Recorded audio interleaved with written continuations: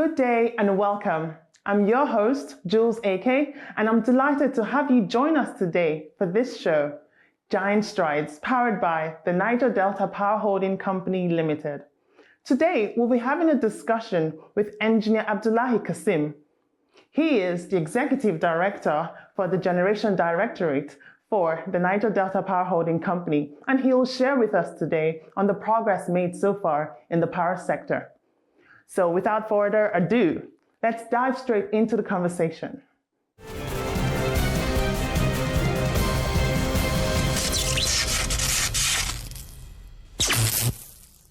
Welcome to the program. Today I'm here with Engineer Abdullahi Kaseem, the Executive Director, Generation for the Niger Delta Power Holding Company. Sir, it's such a pleasure to be having this conversation with you here today. It's my pleasure too to be here. Thank you, sir. Yeah. Okay, so you are a power generation expert, and that makes you perfect for the role that you play. So I'd like to ask, what strategies is the Generation Directorate implementing in plant availability and reliability?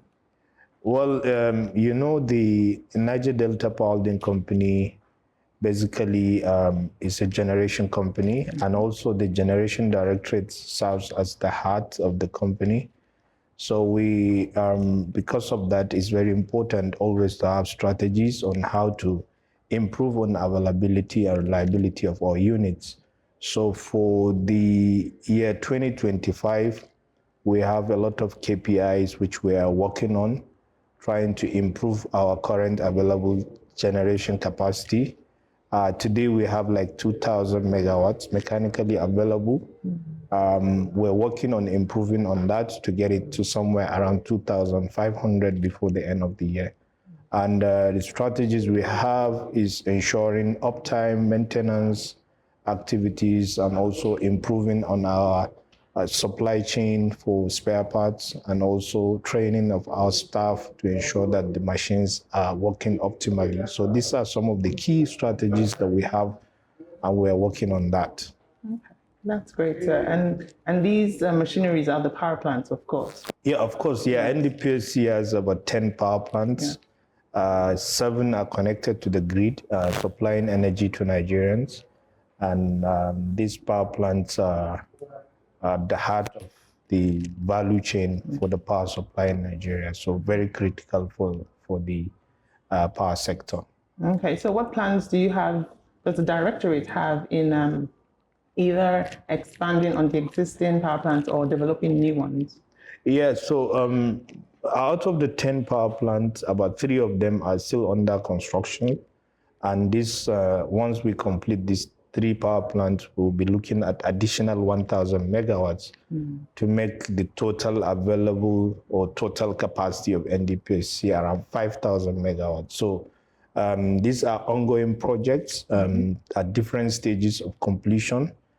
Some are completing somewhere between first quarter and second quarter of this year, while others are towards the end of the year or early next year. So we should be looking at additional 1,000 megawatts of capacity available for generation to the company. Yeah.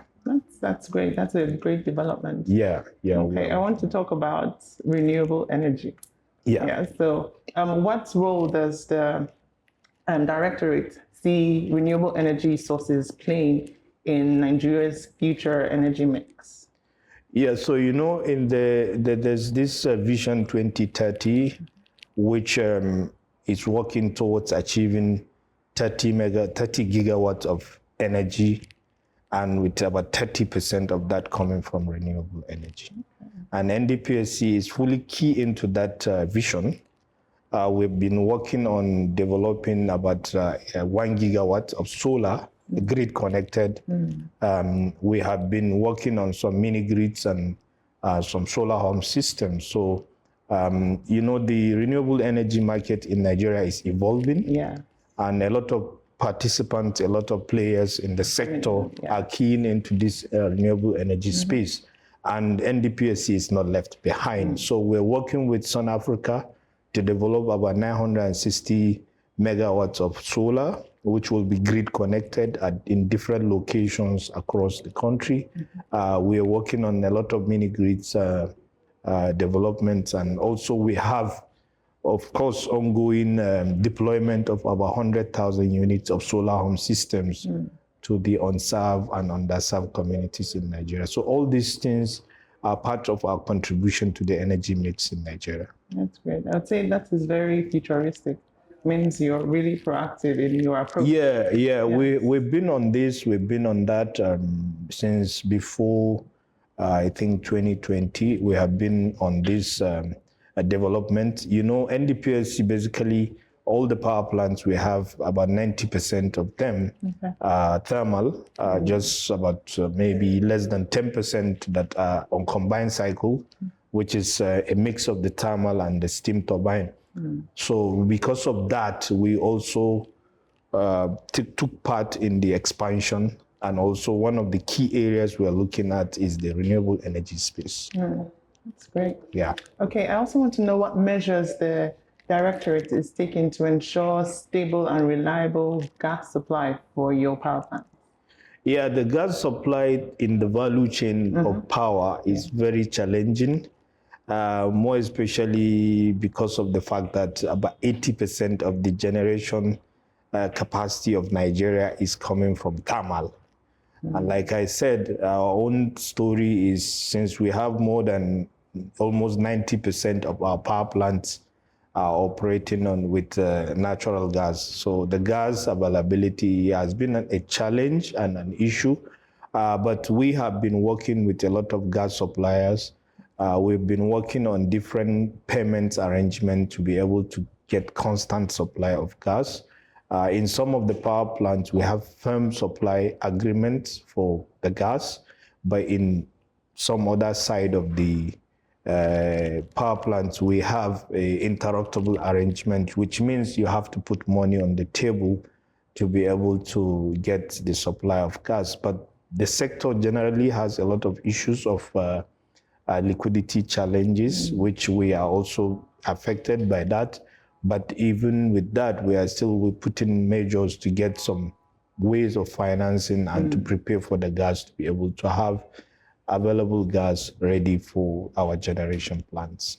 I'd like to ask you, how does the Directorate evaluate feasibility and viability of new power projects? Yes, the Niger Delta Power Holding Company is also open for collaboration on projects that are viable, more especially through partnership with investors, looking at financing models, PPP arrangements, and private sector investment opportunities to be able to scale up our generation capacity. Like we all know that the demand is there. Nigerians still need electricity. The market is there. Yes, it's challenging, but it's growing. Recently, there is an NEC order on bilateral marketing, which allows for the generation companies to be able to deal directly with the distribution companies on bilateral arrangements, and that will allow cash flow into the sector. So with that arrangement, the viability for new projects in terms of generation, in terms of distribution and transmission infrastructure to scale up the energy supply is there. So we are looking into that. We are open for any conversation around partnership and financing models that can be able to grow our business. That is great. Yeah. Thank you so much, Engr Abdullahi. Really appreciate this opportunity to have this conversation with you. Yeah. And we hope to have further conversations of improvements in the power sector in Nigeria. Thank you very much. Thank you so much, sir. Thank you too. Nice to have you. Thank you.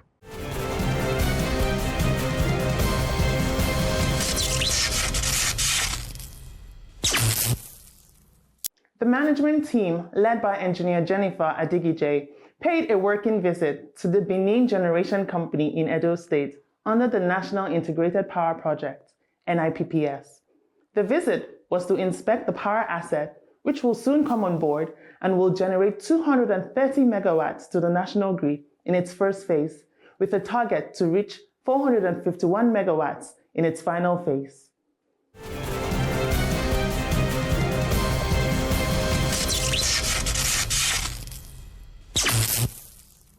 Can't you procure in a significant development that promises to improve Nigeria's power generation capacity. The Benin generation asset, located in Ehobo, Edo State, is set to inject 230 megawatts of electricity into the national grid in its first phase. This major milestone is expected to have a positive impact on the lives of Nigerians, particularly those in the surrounding areas.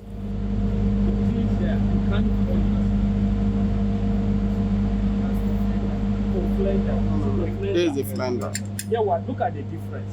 Putting it together, look at the difference. See? This is the former one, this is the new one.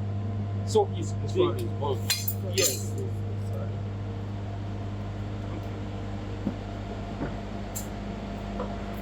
This is Olympic. And this is cycle. The Benin generation asset is part of the National Integrated Power Project, NIPP, a government initiative aimed at increasing the country's power generation capacity.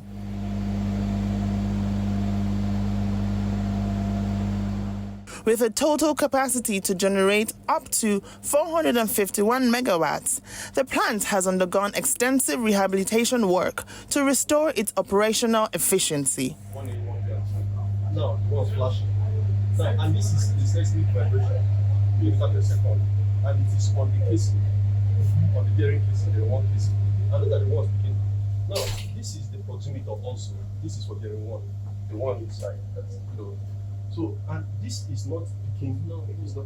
So, this comes directly with the bearing. While the seismic. According to Engineer Jennifer Adigije, the Managing Director of the Niger Delta Power Holding Company Limited, NDPHC, the rehabilitation process was thorough and comprehensive. She explained that the company has inspected various components of the plant, including turbine units, which have recently been restored. She also stated that a status briefing was provided covering each value chain of the plant to ensure that the organization is well positioned to optimize the nation's power assets. We're here at the Benin Generation Company, one of the power plants of the Niger Delta Power Holding Company, and we're here as the management of NDPHC to oversee the restoration of two of our generating units. The capacity of the power plant is 450 megawatts, and so with the restoration of these two units, we'll be able to add 230 megawatts to our generation capacity and to our national generation output. We're not losing sight of the sector-wide targets in line with Mr. President's renewed hope agenda of enabling access to quality, reliable, and affordable electricity. The first phase of the plant, capable of delivering 230 megawatts, is now set for operations, marking a significant addition to Nigeria's power infrastructure. This new capacity is expected to improve electricity access and power industries and commercial clusters within the area. Presently, we do know that as the industry transitions to bilateral trading, we already have off-takers and potential eligible customers that are in demand for the energy that we produce, which would also enable us enhance the revenue earning potential of the company. We know that our revenue earning potential is tied to our generation capacity, and therefore central to the vision of this management, we are very keen on accelerating the restoration of all our units across our generating fleets.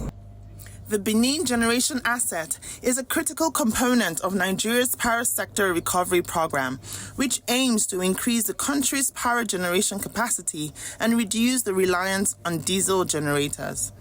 The plant's expected contribution to the national grid will help to elevate the power supply challenges faced by many Nigerians, promoting economic growth and development.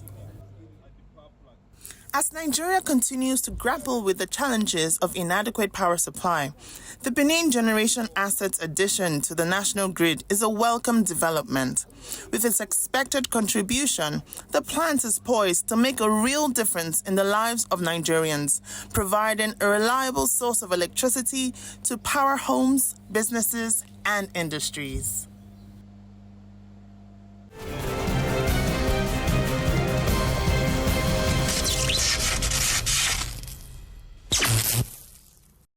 With the aim of putting an end to epileptic electricity supply in the nation, the management team of the Niger Delta Power Holding Company Limited, NDPHC, led by its managing director, Engineer Jennifer Adigije, has embarked on even further visits to its facilities and project sites.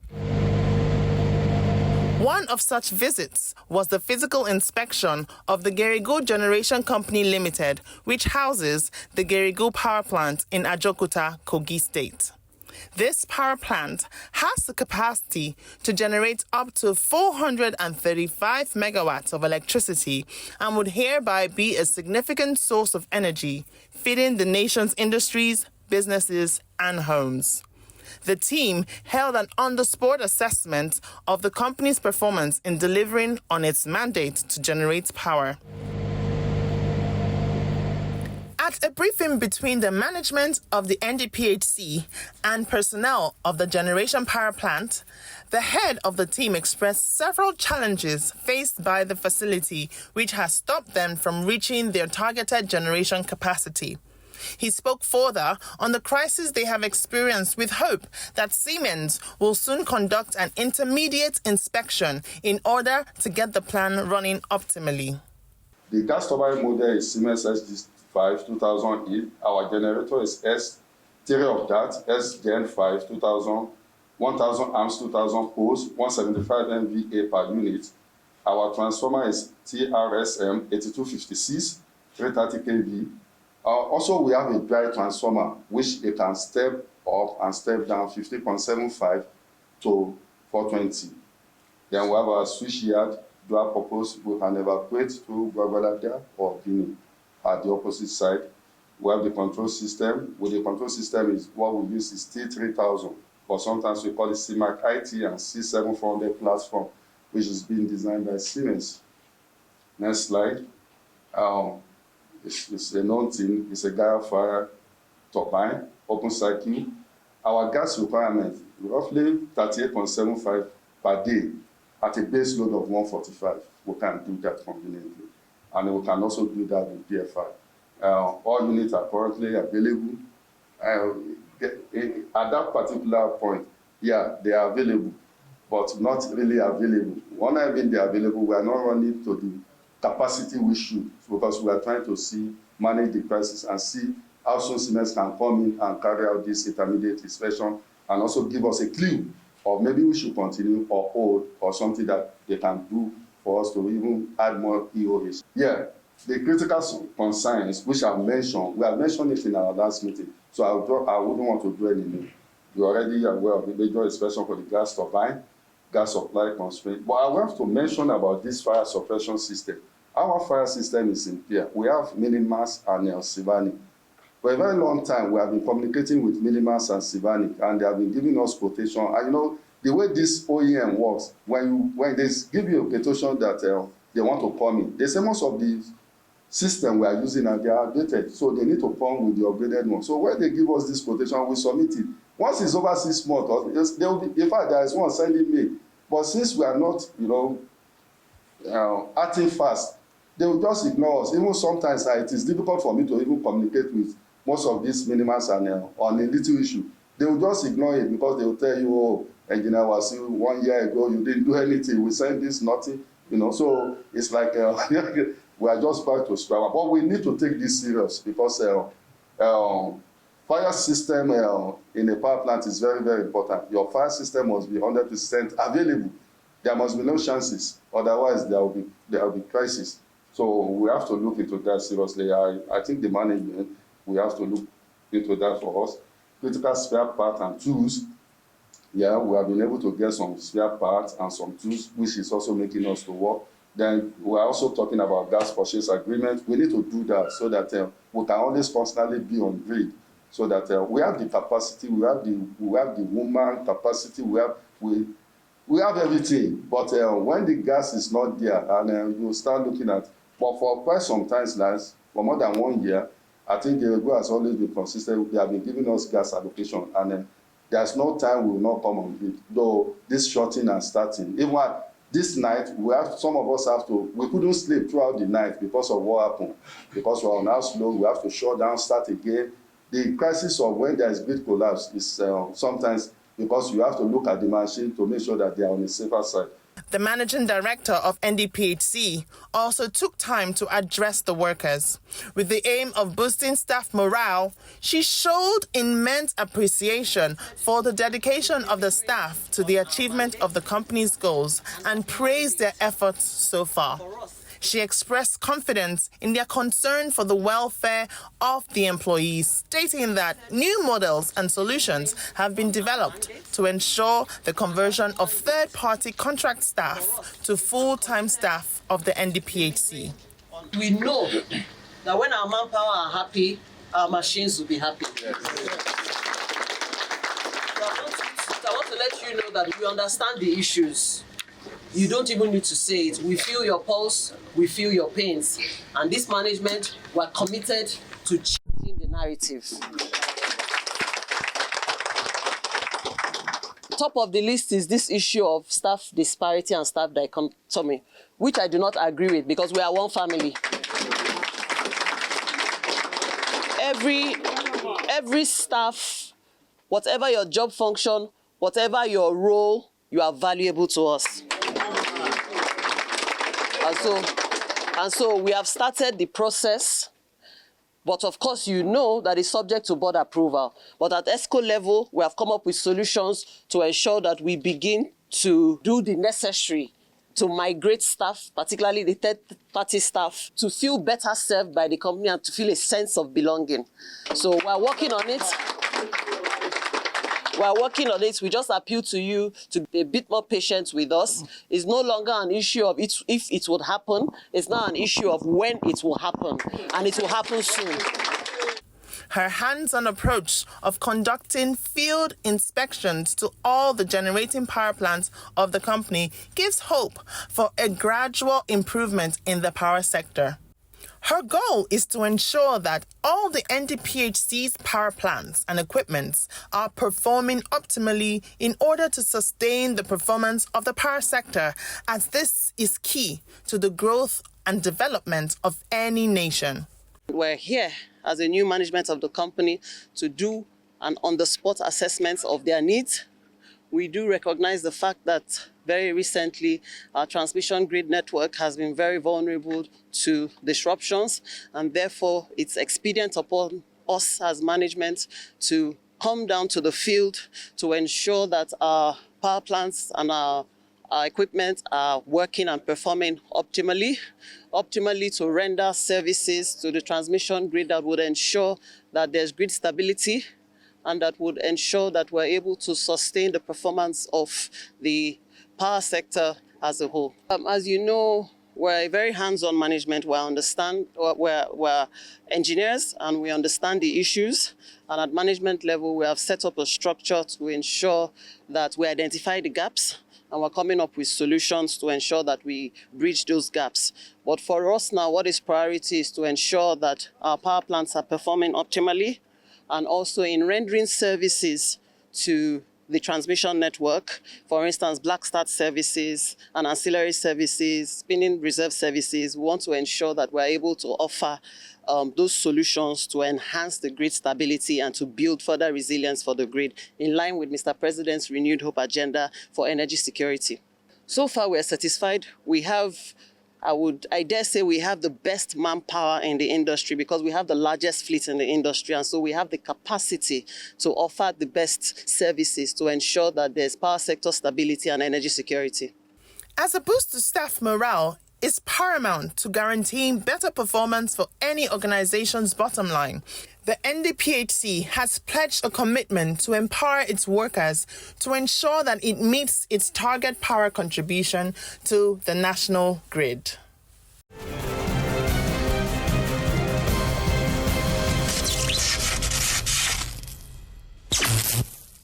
I hope that was insightful and you gained a lot of knowledge on the progress made so far in the power sector. Until next time, I remain your humble host, Jules AK. Thank you for joining us.